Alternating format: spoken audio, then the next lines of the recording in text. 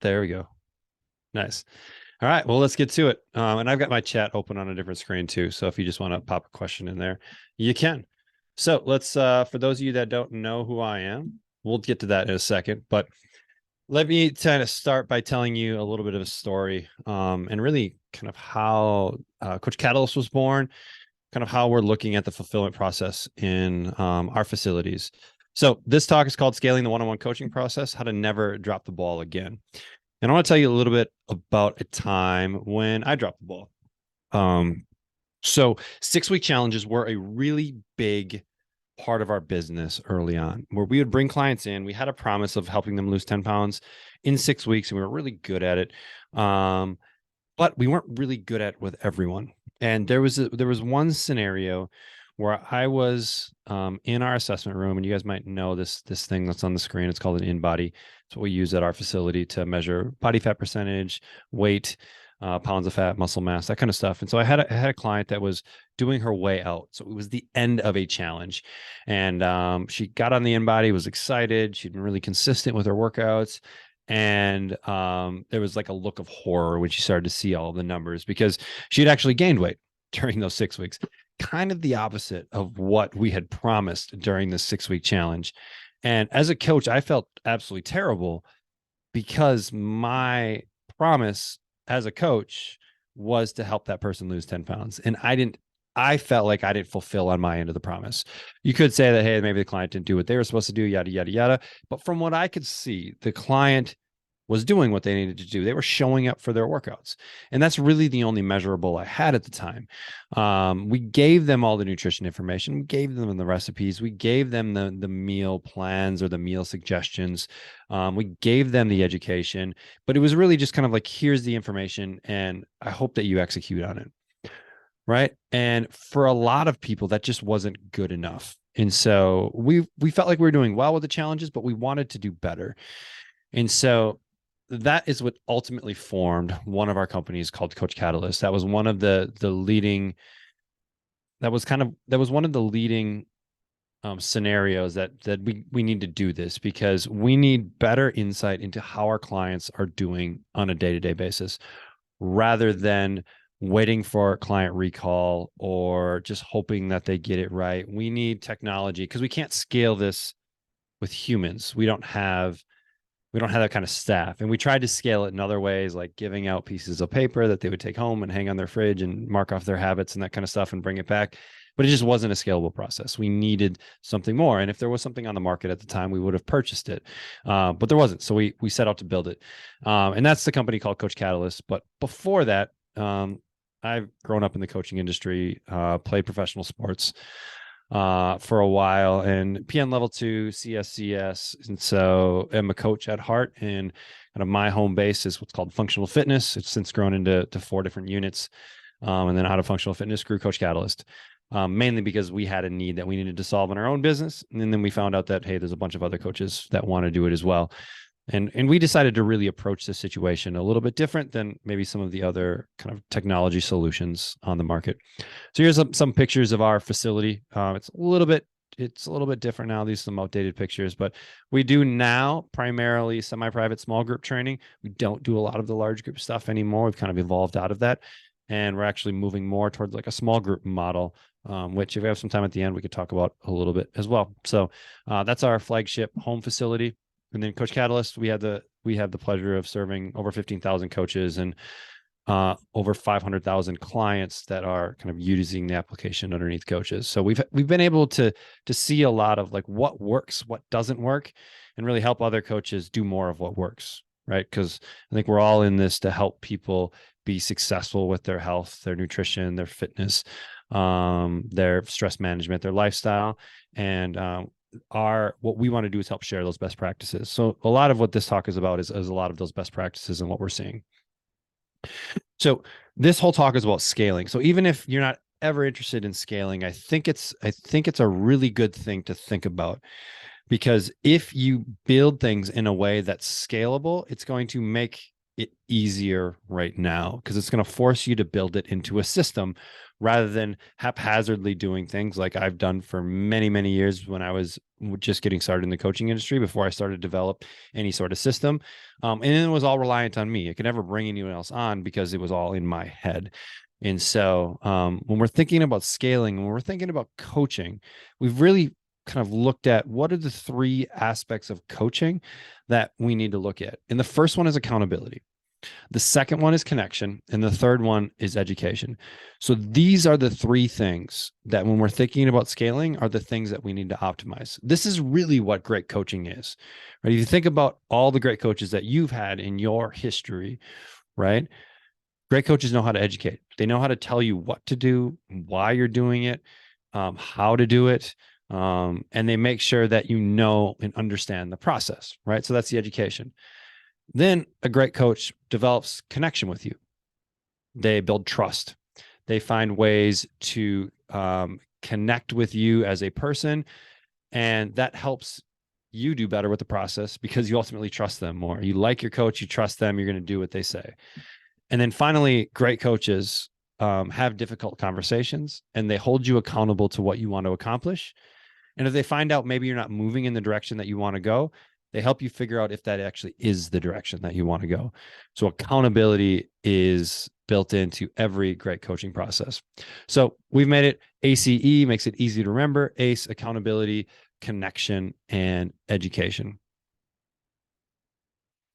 Now, the problem we see in most coaching situations is simple. You meet with a client and then they go away for a period of time. So let's just use nutrition coaching as an example, right? Client comes to you, you have your first meeting, you go over some stuff, you set some action items for that client, or you and the client together work on some action items that they're going to work on, and then they go away. Okay. They go back into their busy life. And many times they fall back into busy ways. And so you're asking them to do something different typically, and different takes a lot of mental brain power. And when we get surrounded by everything else, that just goes away. And we don't execute on the things that we need to do. But you as a coach, you don't really know. And unless you're doing a lot of follow-up, you have no idea how that client's doing until that client comes back maybe 2 weeks later.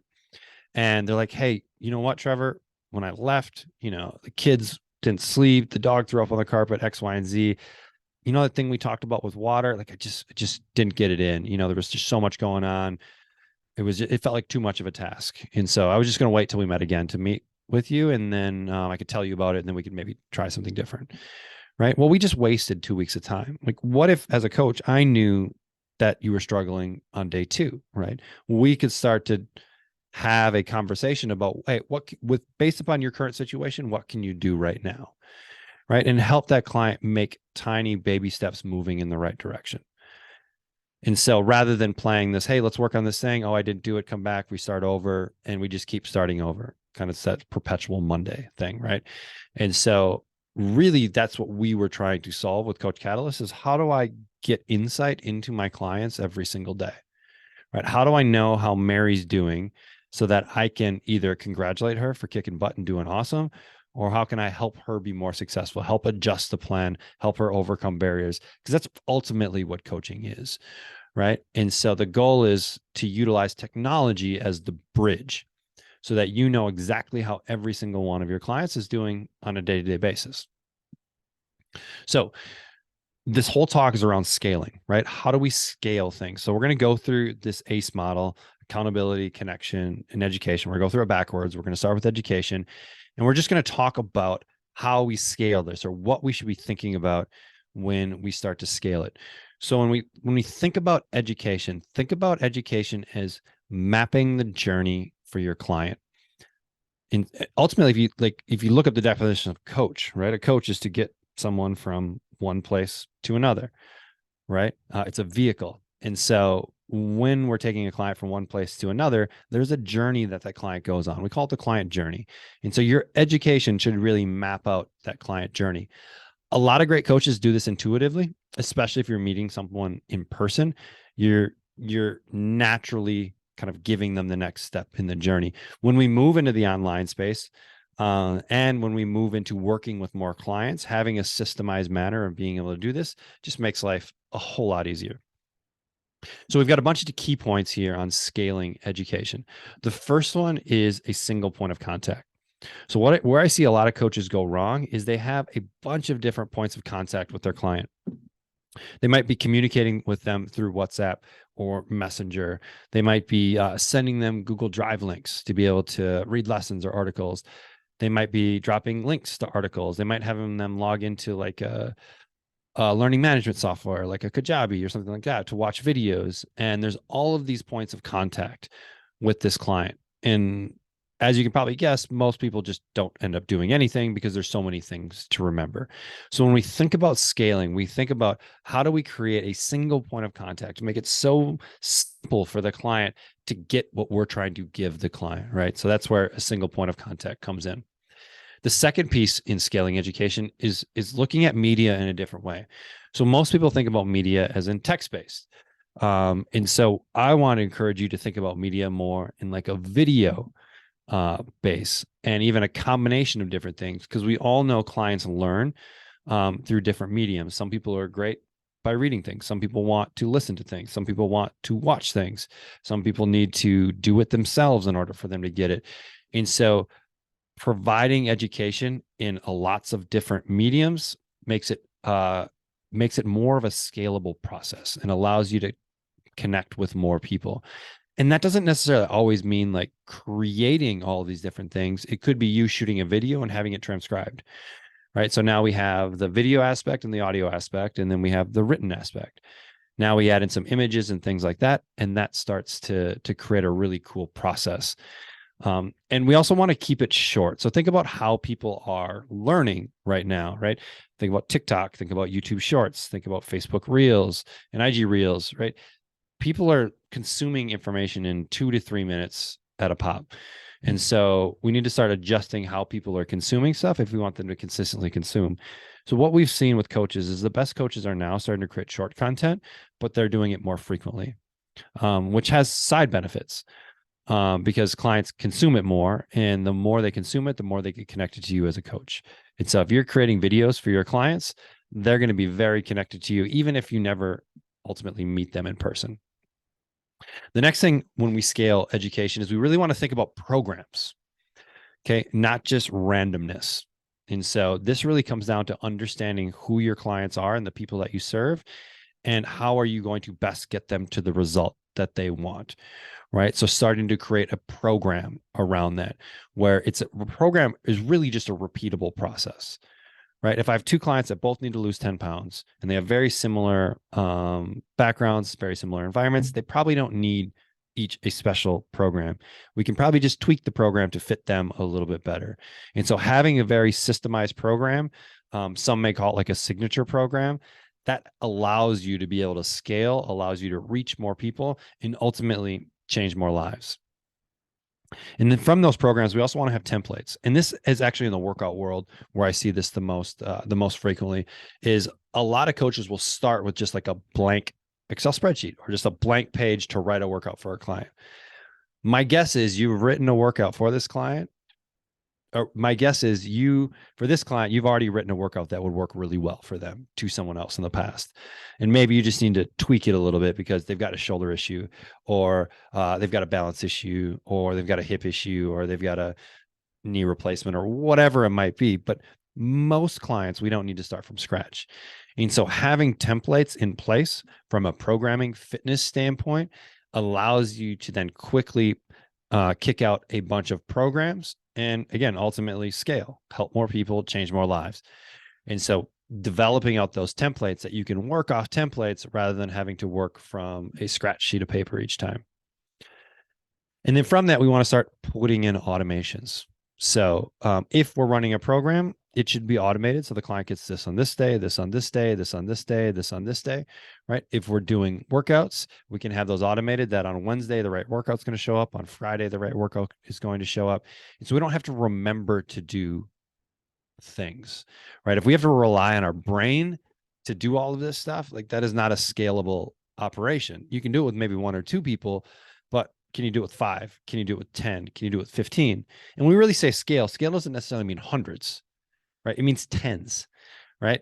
The same process that you use for 2 people is not the same process you would use for 10 if you want to still have a life and enjoy seeing your kids, seeing your grandkids, going out and doing things, right? And so the more you create kind of automations around this idea of scale, the more time you're going to free up, which allows you to either A, help more people, or B, do other things. And number 6 with scaling education is really scaling the client journey. And this starts right away. And we're going to talk about this in a little bit more depth, the client journey and what to do in different aspects of the client journey. But every client that comes to you should have a journey with you. There's certain things they need to know in the first 7, 14, 21, 30 days. Then they need to know at day 90 or 3 or 4 years down the road. And we can map out this journey for clients so that they're getting exactly what they need. And the cool part about this is once we map it up, we can bring on other coaches and the client's going to have a very consistent experience. That allows the coach to bring their own flavor. But then for you, you're going to make sure that the client is getting the information, education, and experience that you want from that client, no matter who is running it. Right. The less we have to rely on the kind of humans to execute, the more consistent the process is going to be. We allow humans to bring in their own uniqueness on top of the process, but starting to map out the client journey. And we'll talk a little bit more about that here as we go along. So here's just a simple example. And I'm going to use a lot of Coach Cattle's examples because that's what we use at our facility. And obviously I'm a little bit biased, but here would be an example of kind of mapping out a program, right? We have lessons that the client is going to read. You'll see those at the top with the little graduation hat. Might be a lesson on easy go-to protein recipes or a super shake guide or bulk cooking. We can educate them on what to do. And then we have things that we want them to accomplish on a certain day. So things might be like eat lean protein with every meal or make smart carbohydrate choices today. We kind of give them those tasks that we want them to work on every day. And then also the workout piece, like what are they supposed to do today from a workout standpoint? And we honestly, even with workouts, we digitize everything for our in-person clients because we want records of every time they do an exercise. What did they use? What loads did they use? Did they follow the protocol? We want a history of that. And we want to make it simple because if the client ever does go away and they're not with us, they're familiar with the technology and they can understand how to consume their workout, do their workout, and give us feedback as well. And we just start to digitize the entire process so that all of the information is available to us. And then the last thing we look at too is touch points. Okay. That might be like a weekly check-in that you guys see on Wednesdays, right? A weekly check-in is a great way to connect with the client, ask a couple of questions, but I don't have to remember to send it, right? It's going to go out Wednesday every time.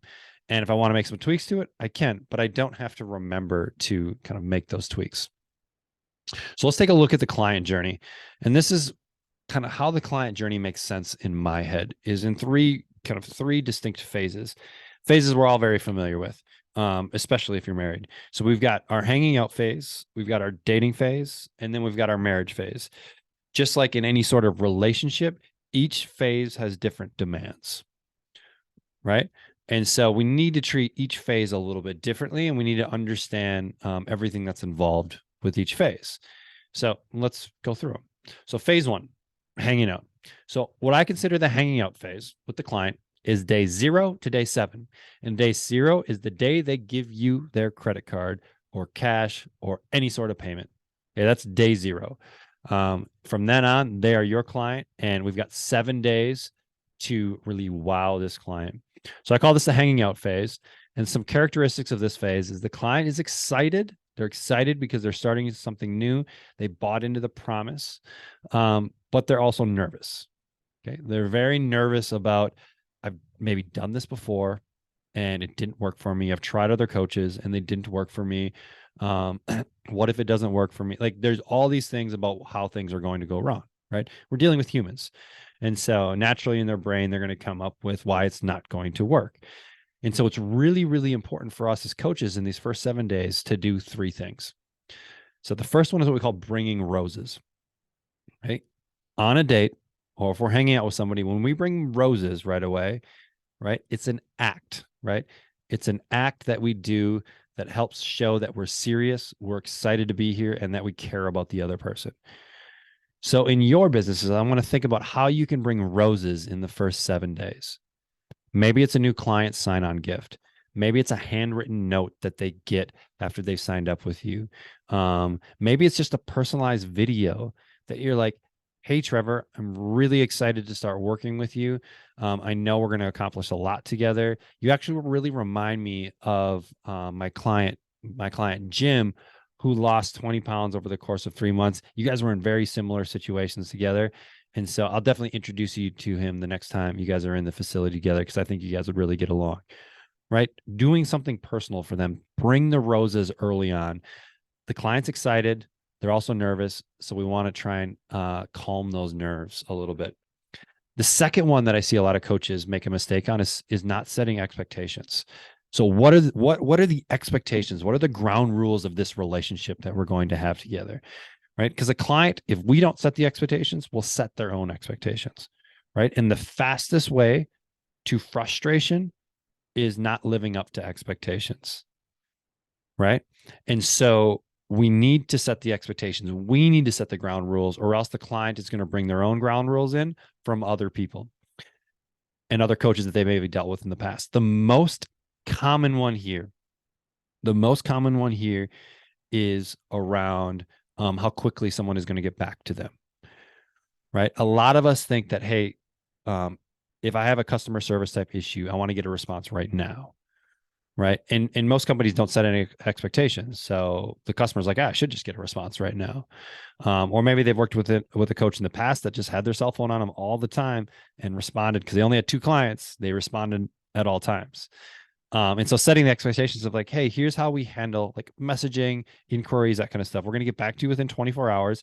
Here are the 2 windows when I do my messaging and really checking in with clients. So you can definitely expect a response during those windows. Outside of those ones, I can't guarantee it. I may be able to get to it if I have the time or ability, but I want to set realistic expectations here on how our communication structure is going to work. We communicate via an app. This makes it easy, so I never drop the ball with you. I prefer not to get communication outside of that because I can't always guarantee that I'm going to get it. So we're just being really clear on what those expectations are. So now I set the expectations that I can actually live up to. But what happens to a lot of coaches is they don't set expectations right away.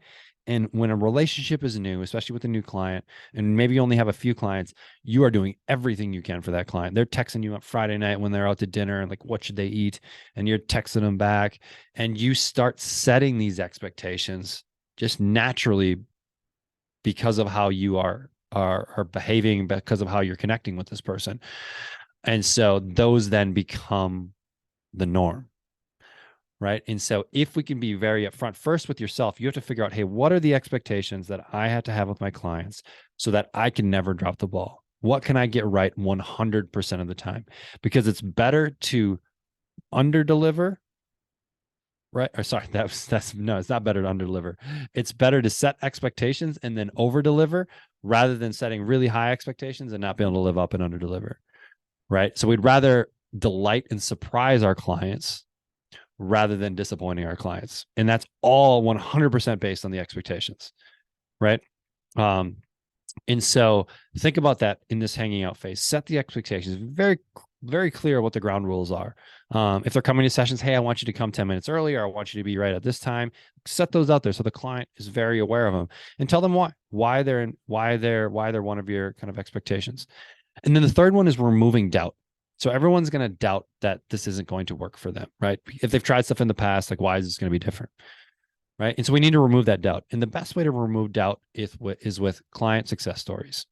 So one way that we remove doubt in our facility is when I do an assessment with a client, we're in a room and we're sitting surrounded by success stories. Like our wall is littered with client testimonials, right? And one thing that we do with every client is we put them into that room, and then we actually go do something for about 2 or 3 minutes and allow them to sit in the room and look around. Right. I'm removing doubt from that client's mind that we can help them, because look at the walls. We've helped hundreds of people be successful. And so the client is like, yes, this is the right spot. And so if you do have a brick and mortar or you have a place where you do assessments, a really simple thing to do is just put up testimonials all over that room so that they look around like, holy moly, you've helped a lot of people. you're definitely going to be a help me, right? Because a lot of helping someone is they need self-belief that they're going to be successful. And if they've seen other people that are going to be successful, they're much more likely to be successful. And then we also do this as part of the onboarding sequence is we drip testimonials out to them during these first 7 days. Like here's a testimonial of Sarah who X, Y, and Z. And then here's a testimonial of Jim. And we put it all out there so that they have a clear understanding of like who we are, what we're going to be able to do, and how we're going to be able to help them, and that we've already done it with a bunch of other people. Now we move into phase 2. So that's 0 to 7 days. Now phase 2 is 8 to 28 days. Okay. So think about like the first month. This is week 2 through week 4. This is the dating phase. So if you think about your relationships, right? Think about what happens in this phase, right? We're through hanging out. Hey, we're going to make this serious, right? We're now dating. We're maybe quote unquote exclusive, right? We're in that dating phase. And throughout the entire dating phase, especially if you're at a certain age in life, you're thinking like, is this the right person for me? Right? Because you don't date someone if you don't eventually potentially want to marry them, right? But the dating phase is our time to be able to figure out like, all right, is this really the person that they said they were? And we've got some time to figure that out before we really make this serious. So the client is thinking, is this the right coach for me? Is this the right gym for me? And there's 3 major points that we want to hit here. The first one is a consistent experience.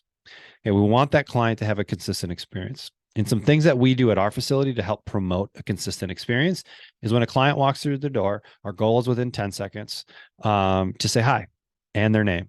We want to welcome them into our space within 10 seconds of them entering our facility. So our coaches will, from across the facility, say, hey, Trevor, like they are engaging with people, even if they're not even close to them, because it's part of creating a consistent experience with that client. And then we also like to bookend a session too. We try and catch every client before they leave the facility. Hey, are we going to see you whatever the next training time is, right? We want to make sure that they're thinking about, hey, coming back, right? Is there anything I can help with right now? And so we basically bookend that session. So the client feels like they were heard. They feel like the coach understands what's going on, and they feel like they have a chance to really talk about their session if they need to, right? So consistent experience, that is extremely important. And if you're doing more of the online world, that might be, the cadence that education is being delivered, the cadence in which they're doing meetings, the cadence in which they're doing their check-ins. We want to provide that consistent experience. The second one is validation that the program is working, right? They signed up with you because of a promise. Okay. You gave them a promise of a future. And so they need to know that they are making steps towards that future. And so validation that the program is working, simple stuff, right? Doing weight or body fat percentage or circumferences or strength gains or whatever your measurements are. In the first 28 days, they should be seeing something measurable, right? And it could even be consistency, right? If they have had a history of being really inconsistent, it could be consistently sticking to the program. That's a huge piece of it. And then the last one is frequent touch points. So we want to be connecting with them frequently. So if you think about the relationship phase, right? Hanging out, you want to talk to the person every single night, right? So it's a lot of touch points. In the dating phase, we still want to talk to them a lot. There's still frequent touch points because we're still feeling each other out, feeling out this situation. And so we want touch points throughout. And for us, we call it programming the prompt. And so we want prompts, lots of prompts in those first 28 days that allows a conversation to open up. And then if they do respond to that prompt, now we get to have that organic conversation and build that relationship, build that trust. But we want those frequent personal touch points. And even if you're working with people in person, you want those touch points afterwards. Hey, give a quick review of the session. Or, hey, what's one thing they did really well during that session as a message later, right? Not at the end of the session, but as a message later. We're kind of just popping into their mind again. So during this, we want it frequent. And when I say frequent, doesn't necessarily need to be every day, but probably 3 to 4 times a week. And that's personal touch points. And we do a lot of automation here so that you aren't having to remember to do a lot of that. And then phase 3. Phase 3 is what we call the marriage phase. Okay. For those of you that are married, you kind of start to understand this phase. So this phase really comes down to, does this person have my best interest in mind? Are they truly caring about me, or did they just say that for the first 30 days until I signed up and now they've kind of fallen off, or now they're mailing it in? Right. So does this person have, or does this coach have my best interest in mind? And so there's a few things that work really well to make sure that we're answering this question with a resounding yes. The first one is predictability. In any sort of marriage, you need a level of predictability. I don't want to be flying by the seat of my pants at all times or not knowing what's around each corner. There needs to be a level of predictability. And so we'd established that in the dating phase. So it's just continuing with that. So maybe it's weekly reviews or monthly reviews. Maybe it's consistent education. Maybe it's coming to the gym or working out a couple times a week. But we need that predictability. Okay? It's very, very important. That's kind of the foundation.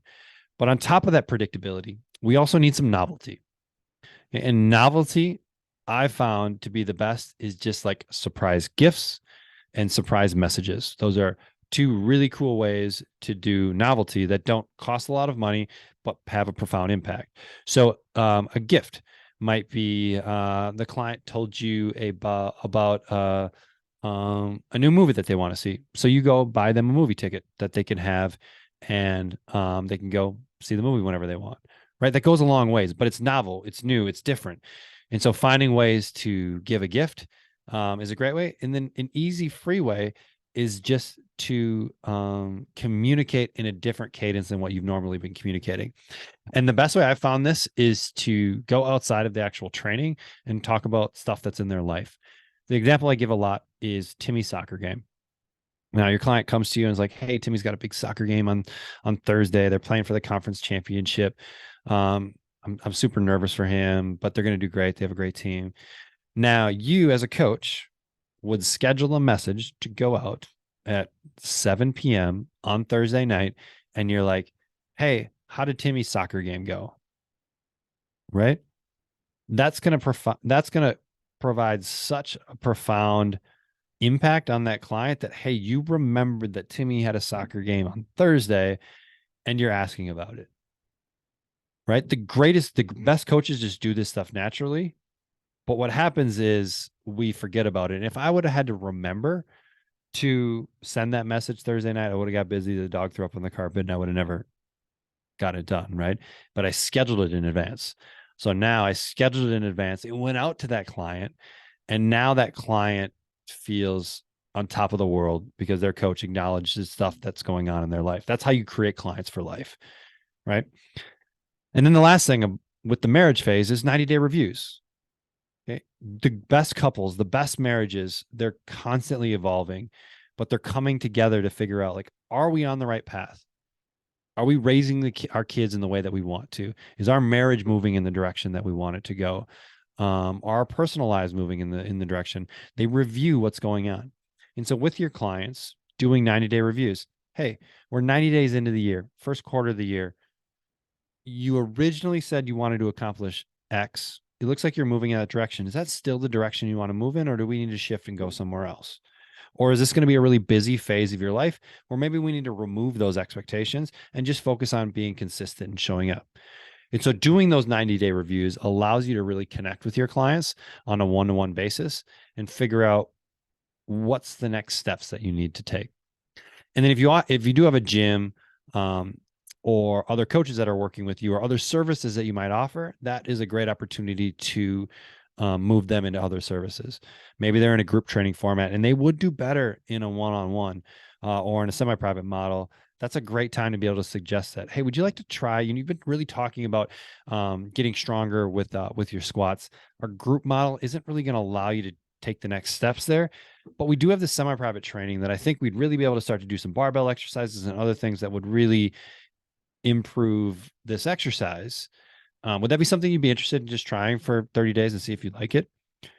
But that's a perfect opportunity to be able to kind of upsell them or move them into different programs that you have. And so those 90-day reviews are really critical. And even talking nutrition or dealing with things like supplements and that kind of stuff, 90-day reviews are the perfect time to be able to do that. So when you're thinking about education, think about this idea of a journey. Okay, what does your 0 to 7 days look like? Right? What's that hanging out phase? What's that dating phase? And then what is that marriage phase? And then how do you create a system across that to make sure that you never drop the ball? And then how do we automate a lot of that so we don't have to think about doing it? So we're thinking about client education, think about the client journey. Number 2, connection. First one is no personal cell phones. This is I got into this really early on. I would just give my clients my phone number. I'm like, hey, you know what? You need to get a hold of me? Awesome. Just text me. Okay. Just text me on or give me a call on my phone. That was great when I had 5 clients, but when I had 200, it was not great, right? Because now I'm getting calls at all weird times, and it just wasn't a great experience. And I thought I was providing good customer service at the time, but I ultimately provided worse customer service because what would happen is a client would text me. Great. I don't want to answer it now. I'll get back to it next week when I get back in the office or in the gym. But next week comes, I get busy. I forget about it until I see that client. And then I'm like, oh man, I forgot to respond. And you just feel terrible about it because you dropped the ball with the client. Right. And so one of the things that I did early on is I recognized it and I got a business phone number. A business phone number where that's where clients communicate and text and do all that kind of stuff. We still have that business phone number, but now that is the front end. That's any prospects. It's used with marketing. Now we utilize Coach Catalyst for us as our main communication tool with our clients, mainly because I had the ability to organize it and figure out who needs to be responded to, who's already been responded to. I can organize it across coaches, and I can make it simple for our clients. They have one place they need to go to get a hold of us. They don't need to remember our phone number or anything like that. They just go to our app and connect with us. So get rid of the personal cell phones. Second one is a centralized inbox. I just kind of touched on it before. We want a single spot where all of our messaging is coming in. If you're getting emails, if you're getting WhatsApp messages, if you're getting messenger messages, if you're getting text messages, you're getting voicemails, you're going to drop the ball somewhere and someone's going to get upset. And so if we set proper expectations from the beginning, we have a centralized inbox where all of our communication comes into play. Now we never drop the ball ever again. The next one is looking at synchronous versus asynchronous communication. Synchronous, for those of you that are listening right now, this is what we're doing. It's synchronous communication. If you wanted to, you could unmute yourself and we could have that conversation, right? We're both in the same place at the same time. But you're starting to notice our society moving more to an asynchronous model, right? Your kids, they text. They'd rather text than call you on the phone, right? Asynchronous allows me to respond when I'm ready, and then you just respond when you're ready. And that's great. Asynchronous communication is definitely where things are going, but most people do asynchronous communication in a text format. And texting, there can be a lot lost in translation with texting. You don't get the inflections. You don't get all of the nonverbal stuff that's happening around it. And so when we think about asynchronous communication, we think about more video messages, more audio messages, because they just create more human connection than a text message.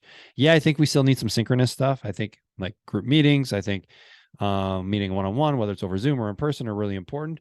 But I think asynchronous is definitely the future, but doing it with that audio video twist so that we still keep that human connection.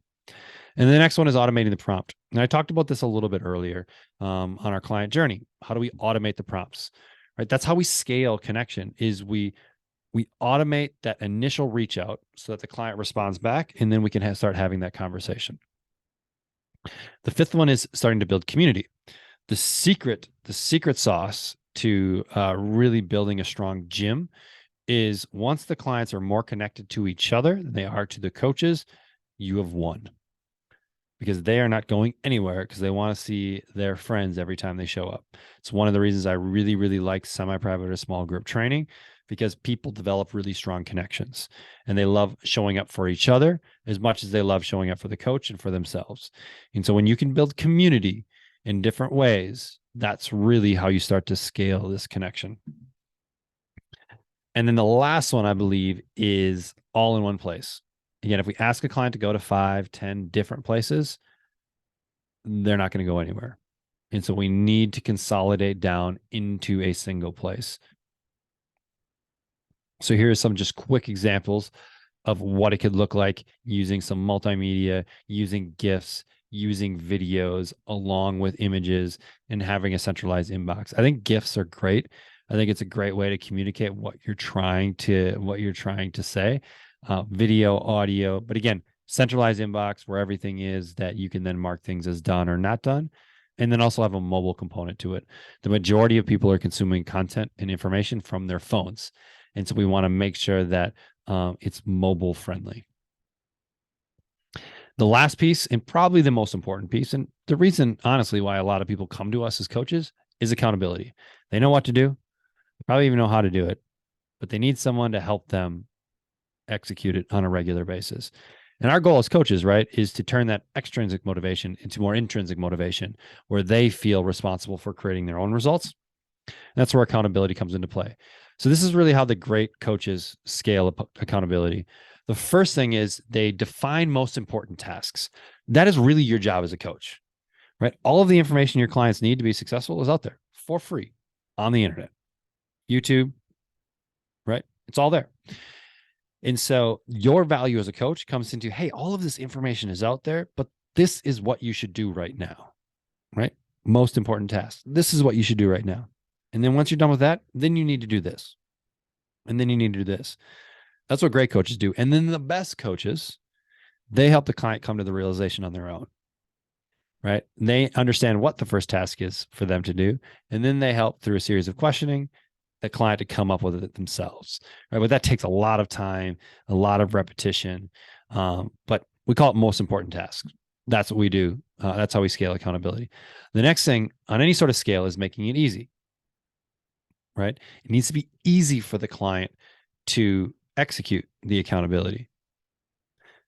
Like we said before, it all needs to be in one place. If we're asking them to email us every day with their accountability, unless that client is uber motivated, there's no way it's going to happen.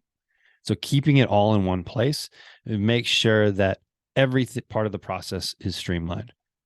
The next thing from accountability is you actually need to know if your clients are doing the things they need to do. Right? If you just have a couple people, yeah, they could be texting you or whatever, and you could stay on track of them. But when you have 10 or 15 people all doing different things, you need some sort of dashboard that tells you who's on track, who's off track, who do I need to follow up with, who do I need to have conversations with? Because ultimately that's what great coaching is. But most coaches don't have a coaching dashboard. And so they get overwhelmed, they get burned out, and they're like, this isn't for me. There's just too much going on. And they leave the industry, which is exactly the opposite of what we want to have. And we need more coaches coming into the industry because there's lots and lots of people that need help. So a coaching dashboard. And then we need to measure outcomes. Outcomes are a huge part of accountability, right? If we're doing the things that we need to do, right, we should be moving towards the outcome that we want. If it's not moving us toward the outcome, the plan is wrong and we need to adjust it and test it and see if that moves us towards the outcome that we want. But if we're not actually measuring those outcomes, we don't know, right? So if someone wants to lose weight, we need to measure weight probably as one of the factors. Yeah, we probably need to also measure weight or body fat percentage or muscle mass or hip circumference or waist circumference. But we need to measure some outcomes that are directly related to what they want to do. They want to be a power lifter? We should probably be measuring 1 RMs or 3 RMs, things like that. What does it look like? Right. So most important task, easy for the client, all in one place. Simple. Did you walk 10,000 steps? Did you do the thing or not? Done or not done? Very simple. Sometimes people feel like a little like uneasy about this of like, I don't want that black or white. But ultimately it is black or white. And it comes down to how you frame it to a client. And this is how we do it.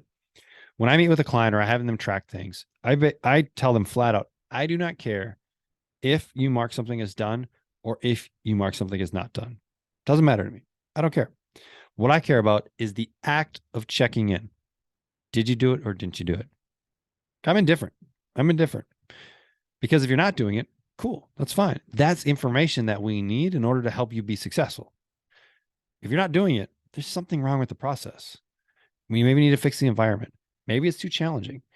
Maybe you need more information. Maybe you have no idea how to cook protein. And so me asking you to eat protein with every meal is just the wrong thing, right? So not done is information. Cool. Done, also information, right? They do done a bunch of times in a row. Maybe it's time to level it up and make it a little bit more challenging, right? Or maybe it's just celebratory and hey, you're killing it. You're doing awesome. So we don't care. Done, not done, doesn't matter. The act of checking in is what's important. Because if you're not checking in, that means you're not necessarily engaged. And I don't know how well you're doing or how poorly you're doing.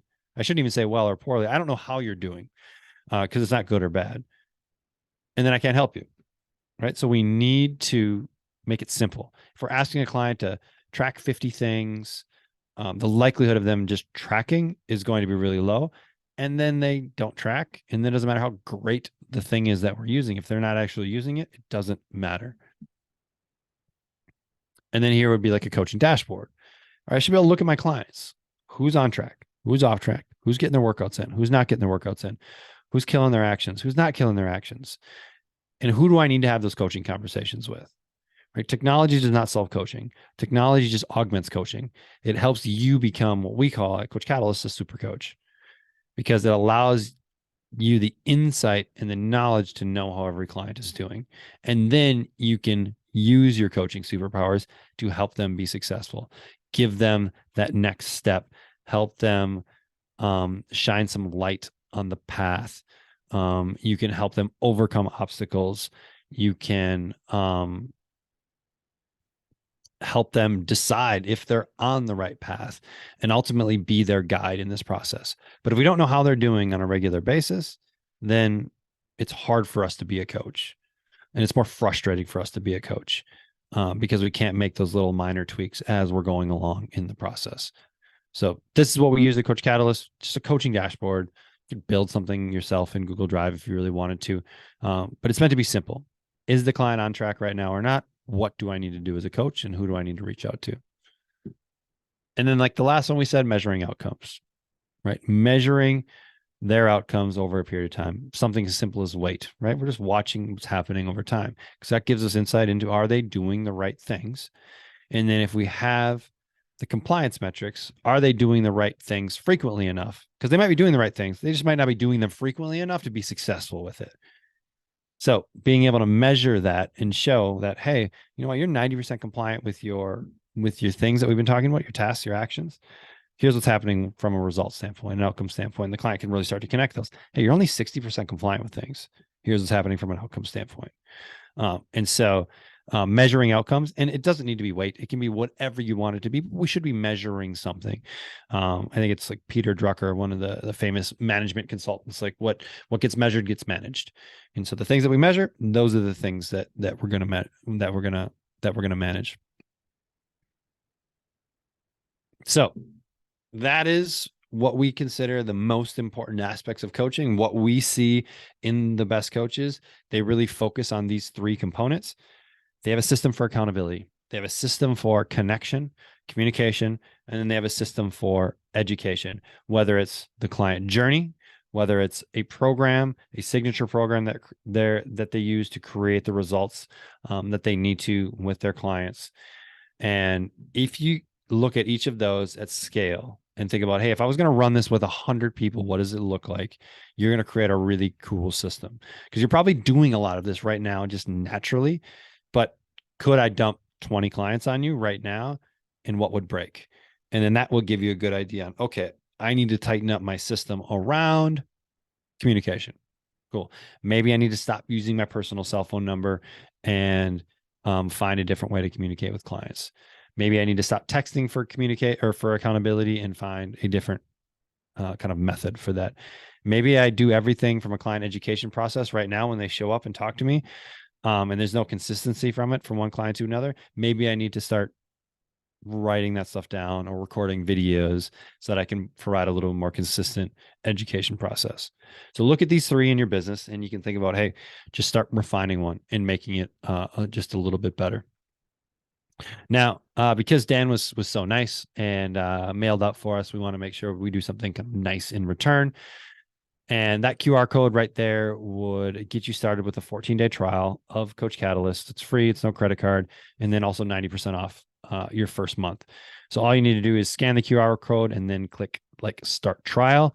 And then also the bit.ly link is down below. It's just bit.ly/Dan, FAIS, Dan, FAICC, and that will take you directly to that link as well. One thing that's important for us at Coach Catalyst is making sure coaches get the support that they need. So any person that comes into our system, we have a number of calls that they get set up on right away, and make sure that they're successful in understanding the software and then also using it effectively for their business, because we all coach just a little bit differently. And so using it, you'll use the software a little bit differently, but it's all based around this idea of like, what is my client doing right now? Are they successful with the things that we ask them to do or not? Do we have a clear education process set up? Do we have a clear communication channel set up? That we're optimizing for those things, kind of the core components of coaching. So I have a few more minutes here. If anybody has any questions, feel free to unmute yourself and we can talk about stuff in a little bit more detail. But if you don't, that's cool too. Yeah, awesome. Thanks so much, Trevor. I'm going to ask a question I know someone on the recording will ask, and I'm going to post this in both our Facebook groups as well. So, um, after the 14-day trial and the 90% off first month, how Yep. long does the average person use this? I mean, are they using it just ongoing forever? Do they use it for 6 months? What's kind of your thought? Yeah. I mean, the coaches that really utilize Coach Catalyst to its fully use it to run their business. And so like for us at my facilities, we have a front end and a back end to our business. The front end is prospects. The front end is kind of a nurture sequence. It's basically getting people to the sale. But Yeah. once they make the sale, then everyone goes into Coach Catalyst because we want to systemize the entire process after that. We want a clear communication channel. We deliver their workouts there. We track all of their metrics and measurables, communication, everything happens there. And we want a consistent client experience. And so for us, people will use it in that like capacity. They use it all. Other coaches maybe have like a 6-week challenge, or they have a 12-week coaching program or something like that. That's maybe a little bit more seasonal, and they just need a better delivery model instead of like giving PDFs or using Kajabi to just send people to videos. They want a coaching model. And so they might use it for a period of time, and then until they run their next one, they'll stop and then come back through that one. Our goal is to kind of educate you so that you're getting value out of it all the time. But that is one kind of start and stop model that some people do. And then all of our stuff in Coach Catalyst is based upon the number of clients that you have in the system. So our lowest level is $5. Like you can literally use the entire system for $5, and that's with 3 clients. So if you're just getting started in your coaching career, like you can get started for next to nothing and start building out those systems. So when you have 10, 15, 20 clients, you're not trying to do it retrospectively. Right. Right. Okay. I'll have another question probably about virtual or hybrid, but Pete, do you have a question? Yeah, I actually have 2, if that's okay. Yeah. The first one, Trevor, is just from tracking metrics. You used weight loss as an example. Yep. Since is that can we plug in our own metrics? Is that customizable, or is it limited to what you've got in the system? No, we have everything is customizable, but Okay. we also pull in data from wearables. So like Aura, Fitbit, Garmin, Yep. Apple Health, Google Health, things like sleep or HRV, steps, all that gets pulled in automatically. But if you wanted to create a metric, like waist circumference isn't something that we would have in there. Yep. You just build it, you give it units, and then you can turn metrics on and off for different clients. So if you have a client that you only want to see these 2 metrics, you just turn everything else off for that client. And when they go in to enter their stuff, they only see the 2 that you've created. So you can either do numbers or photos. So photos would be like a progress photos or like a photo food journal or things like that. Yep. And I assume when you say enter units that you want to use, we can use inches, centimeters. Yeah. Whatever you're tracking in. Okay. Yep. Super. And then the second question is, from a communication standpoint, is this something that could work for a course model? Yeah. So the first question I would ask you is like, do you want this to be a information course or do you want this to be a coaching course? Because they're kind of different models, right? Sure. Yep. And so if it's information, yes, it can work for this. But we can't like turn off messaging and we can't turn off some of the coaching features. And so someone would still be able to communicate with you. And so if someone doesn't want that, it may not be the best solution. But if someone's looking for coaching, that's really where Coach Catalyst is strong, because you can have the delivery of the information dripped out over the course of weeks or months. But then you're also engaging with that person and seeing how they're doing with the material, how they're progressing with the material, and helping them basically get to the finish line. Yeah. Because if we look at like the information world, right, I think I think the percentage of completion of courses is like abysmal. It's definitely less than 10%. It might be less than 5%. Yep. And we actually proved it. We did a test in my facility where we took two sets of clients. We just gave the clients a 6-week challenge and let them do it on their own. And then we gave another set of clients a 6-week challenge and they did it with a coach. The clients that did it on their own, we had like a 10% ish completion rate. The clients that did it with a coach was over a 90% completion rate. Right. And so like the X factor is coaching, and that's what we're optimizing for. Super. Cool. Thank you. Yeah. Any other questions? Not for me. I'm good. Okay. Dan, did you have another one? Yeah, I know a couple people were hesitant to even jump on this meeting because they're like, well, I only do virtual, so and I'm not looking to scale. And of course, I would argue that actually you are looking to scale, but Right. How does your program work for someone that's either 100% virtual or, you know, a hybrid where they do some in person and a lot of online? Yeah. So, I mean, virtual is really like you need a system with virtual. You are not going to be able to do it with spreadsheets and Dropbox links and Google Drive links and all that kind of, you're going to go crazy. And there's no system with the process. And so honestly, like Coach Catalyst probably makes more sense for the person that is virtual, because you need a system to be able to deliver the information, a system to communicate, a system to kind of hold clients accountable, because you don't have that face to face. Like in the gym world, we can sometimes get jaded because a client shows up with me 3 days a week, right? Naturally, over 3 days a week for over a year, I'm going to build a great relationship with that person because we're just face to face for 150 hours in a week, right? I could be terrible at building relationships. I'm going to have a relationship because we're just in the same proximity. When you move into the virtual and the online world, you have to be extremely diligent about building relationships with clients, and you have to do it in a different manner. And we see the best coaches doing a ton more video. And so instead of written lessons, they're doing a lot of video lessons because now the client is seeing them teach, connecting with them. And now when the coach is reaching out, the client already feels like they know the coach because they've been watching them on video every day for the past 30 days. And then we also see coaches doing a lot more audio and video messaging because they're kind of augmenting that relationship that would form in person and just doing it virtual, but doing it instead of text, doing it with video and audio. And so I would say for the coach that's virtual, like you need a good platform to be able to do this stuff if you want retention and longevity in your business. If you're just kind of churning and burning with courses, then it probably doesn't matter all that much. But if you're really looking at coaching, and everyone on this call knows that the coaching process takes time, right? You're not going to fix someone in 6 weeks, right? It takes 12, 24, 60, 2 years, 3 years, 5 years. Like I have clients that have been over for 10 years, right? And we're still like working on stuff.